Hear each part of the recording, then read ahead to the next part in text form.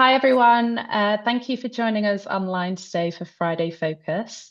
For those of you that might not have joined one of these talks before, Friday Focus is an online talk series that is hosted by the Hunterian, and we are the museum and art gallery at the University of Glasgow. In each edition of these talks, we'll hear from a different speaker, and we tend to look at our exhibitions and displays that are happening across our venues, as well as research that goes on here at the Hunterian, the University of Glasgow, and beyond, really. And we also look at all the exciting work that goes on behind the scenes with our collections. Today's talk, I'm really pleased to be joined by Blair Cunningham, who is a Glasgow-based artist and academic who's been working here at the University of Glasgow for over 20 years now. And Blair's going to talk to us today about urban agriculture, growing care, an artwork which is on display as part of Views of Glasgow, a new exhibition at the Hunterian Art Gallery that has been co-curated by members of the Woodlands community. Blair's going to give us a bit of a presentation, and then there'll be some time at the end for any questions that you might have. And you can pop your questions in the chat by clicking on the speech bubble at the bottom of your screen, and then I will read those out for you at the end of Blair's talk. So thanks everyone for joining us online today, and I will hand over to Blair now to deliver his talk. Hi there, good afternoon everyone. So I'm here today to talk about a project that took place, my part of it took place in 2014 and was based on a much bigger bit of research that was being carried out at the University of Glasgow. And it was a project that was looking at Glasgow's community gardens as distinct things different to allotments. So these are community gardens are usually spaces that are often being created in kind of liminal spaces, derelict land or wherever they might be, and are free access spaces rather than allotments which you rent from the city council. And my part in that research was the creation of an artist book. And when we look at that output, it became something that we titled Urban Agriculture, Growing Care. So it was looking at not necessarily farming per se, but people growing crops and other things in these spaces, these community gardens. So the research. Well, the main researchers were Professors Deirdre Shaw, Andrew Cumbers, Robert McMaster, and research assistant Johnny Crossan, and who are based at Adam Smith, or were based at Adam Smith Business School. Johnny Crossan has moved on to do other things. So my part in the project came about because, as an artist, I am married to Professor Deirdre Shaw. So my interest in all of this came through because they wanted to have an exhibition or some sort of visual output from the research looking at community gardens as spaces of care. And that kind of exploration of those gardens, in terms of interviews, in terms of people looking at what they meant to the people who used it, the people who were interested in being, I suppose, involved in those gardens, meant that there was kind of more formal outputs that came out of that through the funding. So, for instance, a proper report was made looking at Glasgow community gardens as sustainable communities of care, which I think is still available to download and you can look at. And obviously, some of the research that's come out of this is still being published and is still being looked at and being sort of reappraised and developed. So my part in the research. So I think one of the things that's kind of important to talk about is, I suppose, how the kind of shift in what community gardens were or how they came about, I suppose. So one of the things about Glasgow is it's a city that is full of derelict land. At one point, I think there was more derelict land in Glasgow's city boundaries than the rest of Scotland put together. And one of the reasons for that is it was kind of hollowed out at certain points in time. So it was spaces that were formerly businesses or housing were then knocked down, and then lots of these spaces were left, sometimes for 70 years or more with nothing happening on them. And I think that space, that kind of place, in communities obviously becomes a point of tension sometimes because they're often spaces that are left to be neglected. Sometimes ownership was difficult. Sometimes people didn't know who owned it or what was going on. And what we found was with the community gardens is there were often then spaces that people either by hard work or by good fortune or by council initiative were able to get and start to create a transformative process of creating a place of interest in the local community. So initially, what they were looking at was this idea of care and health economics in relation to care in relation to consumption. And the concept of care became quite important because it was really looking at how things like health, quality of life, and sustainability and the shift between individualistic and consumerist social relations to collective sharing models was something that was really important. And that's where this idea of sharing in communities really became important. So initially, yes, they thought an exhibition as part of the output from this, but ultimately, actually, that proved not to be particularly something that was going to be that sustainable. And so the idea then shifted towards possibly making something that was a bit more permanent, like a book of some sort. And of course, the issue with that is it's quite costly to do. And then I came up with the idea, well, how about we make an artist book, something that can be freely disseminated to stakeholders and they can have access to. And we came up with this idea of a map and of creating something that would be a document of the process of me going out and looking at these community spaces and how they related to the city as a whole. So they identified 38 gardens in total. And I mapped them all out in the city on a kind of, the largest A to Z map I could get my hands on at the time. And I visited 22 of them. So I only 22. Not all of them wanted to necessarily take part in this. And sometimes things were quite short-lived. So these were at the time, so about 2014, the ones where I could easily find, could document, and could get full participation in doing so. And what I did was I went out and I documented what the spaces were like at that point in time. So what did we have in relation to all of this? What did they look like and where were they all? Well, they were, as you can see from the map, they were all over the city. From Polmadie to the west end of Glasgow. So, for instance, Polmadie is the set of land that you can see on the top right-hand side here, and the Children's Meadows, or if you like, in the west end of Glasgow, was another one that you can see there in the bottom, Kilnside Meadows at the bottom left-hand side, which was going to be redeveloped and a number of years ago now managed to stop that development and actually it got bought for the community and has been maintained as a space for free access and has a children's wood and all these kinds of things.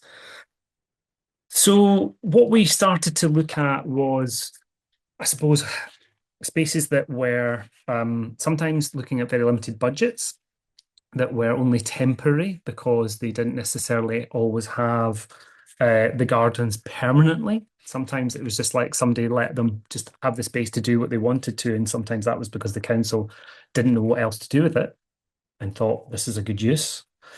And some of them managed to do, with extremely limited budgets, quite amazing things.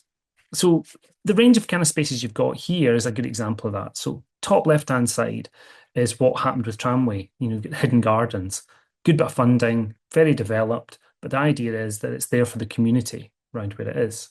Top right-hand side was actually the Citizens Garden, which I'm not sure exists in the same way as it used to be before, because I think that tower block is now gone, possibly. But it was there at that point in time, and the local community was trying to kind of regenerate it and make it a space that was nice to inhabit and people had access to garden space. Bottom left-hand side, you've got Woodlands Gardens, which has become even more and more developed. They've got their own workshop space, their own, place that they can have workshops and whatever else happening. And the bottom right is the Concrete Garden, which is up in Possil, which is still going and has had some funding, on and off throughout this time. But essentially, they're dealing with spaces that were not necessarily going to be there all the time. But I think this is really important. They were there because people wanted to make a change, either because it's part of a community that needed change because things weren't working. And a good example of that was what we see in the bottom left-hand side here. So this is the G3 growers. So this is a space in Finnieston area of Glasgow. And it was a series of backcourts and social housing that were basically at an absolute horrendous dumping ground and was a point of tension. It's where all the bins were, people weren't looking after it. It was a place of, no man's land for lots of people who didn't like to use it. And what the community did was they got together with um, the social housing uh, provider at that point in time, and they came up with a plan to clear it, to get funding to create a garden. And of course, it was dominantly about crops, as you can see here, people growing peas and cabbages and chard and whatever else might be. But it was really about community because it created a space that was nice to be in, that was nice to look out onto, rather than being just a concrete wasteland or a dumping ground for old sofas. And these gardens have continued to kind of grow in that kind of way. And yes, I visited 22, 36 were identified. There's many more now. Some have come and gone. Others have come up from that. And the artist book sort of documented that. It was a way to make sure that there was something more lasting visually to be able to kind of hand out and disseminate. And it was two-sided. There was a print, which you can see both sides of in the exhibition and at Hunterian just now. So on one side, I created a very abstracted map, very simplified outline of the city. And I used gold as a way to kind of pinpoint all of these gardens that were there that we found. I mean, I would love to go back and find out how many of these are still going and how many have actually grown and changed in this time. Maybe that's something for the future, but certainly as a space, it's something we see more and more happening across the city, and are really useful spaces for people to access both agriculturally, but also just spaces that are good for growth. One of the gardens, for instance, was built beside a primary school on the south side of Glasgow, and it was part funded by the NHS, part funded by the local council, and because it was part funded by the NHS, they were giving out prescriptions for going there and growing things and learning about gardening for people who needed a bit of time to find themselves again, if you like. And the other side then became this massive kind of collage of all the different spaces that were found, some of them very developed, some of them very liminal, some of them very temporary and now completely gone. But all of them really were about a sense of community and a sense of kind of bringing people in and taking charge of their local built environment. With Agricultural Growing Care, the book itself was something that was a great project to be involved in. It certainly was something that created a kind of new understanding of what these spaces could be or should be. This idea of a network of regenerative social spaces. And certainly the text itself, was one that very much highlighted how a lot of the spaces that these things happened, a lot of places these gardens were taking part in were often the kind of poorest parts of the city, the parts of the city where they were suffering the kind of most diet-related ill health, unemployment, underemployment. And these spaces were somewhere that maybe changed how people thought about their local area. That grassroots regeneration with the citizens at the centre, making a change to their built environment was key. And certainly the artwork is one that has been disseminated far and wide. Certainly been mentioned in lots of different places and certainly hasn't been shown in a gallery since, but certainly has been, bought and used by many people.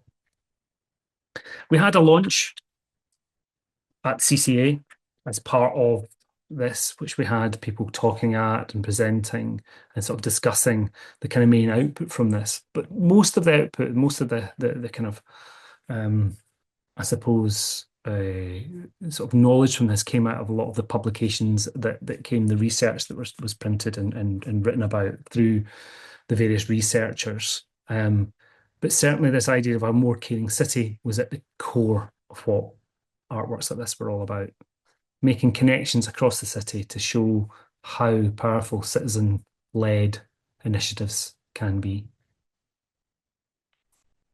Thank you. Thanks. Good time for any questions. I'm just turn my video back on, and I will bring you back there. Thank you for that, Blair. That was wonderful.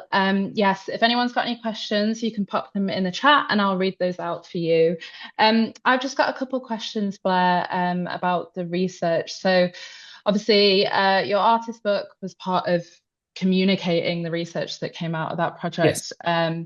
But I wondered if while you were doing that was, all of the knowledge about the different community gardens that had popped up across Glasgow, was that already existing, or were there more that you had found on this journey to putting all of this together? So I think one of the things that happened was that the main person going out and doing the interviews and digging for the kind of information was Johnny Crossan. And when I was going out, what I was doing was taking what he'd already researched and found through the various networks, and then visiting as many as I could to document them. So I wasn't the primary researcher for the spaces and where they were. What I've noticed in the years since, just being part of my own local community in the West End of Glasgow, is more of these gardens have popped up. And there's one in particular that came up not that long after, maybe about 5, 6 years later, which is on Maryhill Road, not far before you get to when you're heading up where the fire station is. There's a kind of line of shops and there's a space that sits bordering kind of the canal, which is higher up. And that's really developed over that point in time. And, the Children's Wood went from being a place that was threatened by redevelopment and a whole load of housing being built on it to being somewhere that was saved. And, that was all done through petitioning Parliament and various other things and fighting legally so that it wasn't developed. So it remained a space for everyone to use and the community garden within it. Great, thank you. I just had another one as well. So you've spoken about the artist's book and the talk, the launch event that you had at the CCA.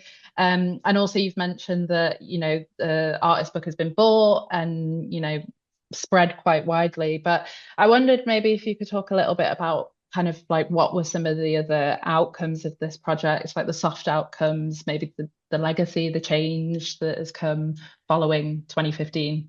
It's a long time ago. It was a long time ago. So I think one of the kind of things is within the kind of stakeholders that were involved in all this was things like Glasgow City Council's Sustainable Food Project and various other stakeholders in the city. And I think one of the things that happened with the book is it was disseminated to government figures. It was disseminated to lots of people. So yes, it was for sale, but actually a lot of it was just given away for free. That was the majority of it was given away to people who they wanted to kind of let know about the project. Whether it was local councillors, for instance, coming along to the launch or even coming and finding the book and coming to the talks. It was about kind of highlighting how important this was. And within the council, certainly they valued, or certainly sections of the city council valued what was happening and could see the value in allowing this to develop in its own terms. I think when the tension comes about often from these and the kind of what the soft outcomes from this are, is sometimes that because of the kind of temporary nature sometimes of who owns the land or the difficulty in finding who owns it, it's sometimes they're not always as permanent as it would be nice to have. Because it's relying on people giving their time freely. But there's certainly a kind of been a building of this being something kind of different and important in different ways to I suppose the allotment kind of movement, which is the kind of more established, longer lasting part of this idea of growing urbanly. And partly that's because what this does that's different is it's about social availability. An allotment, you make a contract, you pay your rent. With this, it's different. It's there. Anybody can walk into this particular one is Woodlands Community Garden in West Princes Street. You can just wander in and wander around. There's no gating, there's no locking up of it. It's just there for free access. And I think that idea that you can do that, that's certainly something that's come out of it, that more people could see that it was possible. And that's certainly growing. Thank you, Blair. We've got a couple questions in the chat. So there's a question here just about, it asks, did your involvement as an artist in this project unlock additional funding? No. I thought that would be the answer. No, definitely not. Because I think one of the things when the discussions were going on by the primary researchers, one of the things we were talking about is, well, what are the outputs for a lot of this stuff? And quite often you're talking about this kind of research goes into, some people might think, well, it's only going to go to things like, papers for conferences. Actually, a lot of what happens with the researchers and what they are doing is it does make quite a difference actually to everyday lives. Certainly when you look at how it changes people's ideas governmentally about what the role of these spaces are and how things like public ownership or private ownership operate. So yeah, no, it doesn't unlock funding. It doesn't sort of give you more money, but it does change things. I think that's the important part of it. So their involvement in this, they're wanting to kind of make sure that it was there, was built into the project, that it was, the funding that was there was to pay for the researchers to be able to do something that they wouldn't have not necessarily had before, and in a way that they wouldn't necessarily have done or thought of before.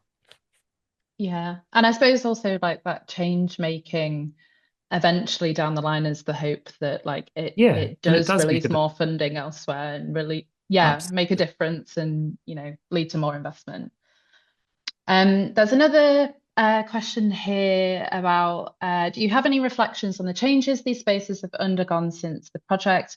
Could this kind of project run again? And if so, how different would it look, develop, or create? I think I think as I said when I was delivering the talk was that I'd love to go back and look at what's happened to some of the spaces. I mean, one of the ones I think about quite often is the space in the south side that was in one of the most deprived areas of Glasgow, and sadly the name is escaping me what the name of the primary school was, but it's basically a fairly new build primary school, and the community garden was there. And used by the school. So like these were kids who, the first time they'd ever thought of growing anything was when they were taken in primary one, primary two, and they could go into the polytunnels with this gardener who was employed 2.5 days a week or 3 days a week to do these projects with the local community. So these kids were learning about what food is and what growing food means and how things come about, and that idea of care and nurture as a kind of essential part of education at a young age became really important. And the other time was those people were coming to that garden because they'd been given green prescriptions, as they called them. So these were people who maybe, suffering things like depression, and they were saying, well, actually, instead of giving you antidepressants, how about we get you to go and do some gardening instead? And that actually works incredibly well, better than you would imagine. A lot of this kind of stuff is actually really, really just as effective, actually, quite often, as drugs are at helping people. I'd love to go back and see how well that's developed, if that's developed, because there was an orchard at the back end of the site. And of course, when I went there, they were literally just saplings with stakes. And I'd love to go and see, well, what's happened to them? The ones at Paul Medee, were on liminal space, that were,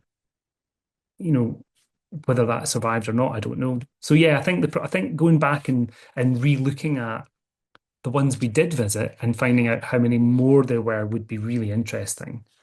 But of course, that takes quite a bit of funding to do, unfortunately. Very much so. Thank you so much, Blair. I think that's about all that we've got time for today, but it's been really, really lovely to revisit this work with you. And for anyone who wants to see the work, it is on display at the Hunterian Art Gallery as part of Views of Glasgow, which is on until the 26th of April. And you can find the art gallery beside the University of Glasgow Library. Thanks again, everyone, for joining us, and thank you, Blair. A a recording of this talk will be made available shortly on our YouTube channel. I hope you all have a lovely weekend when it comes to it. Thanks, everyone.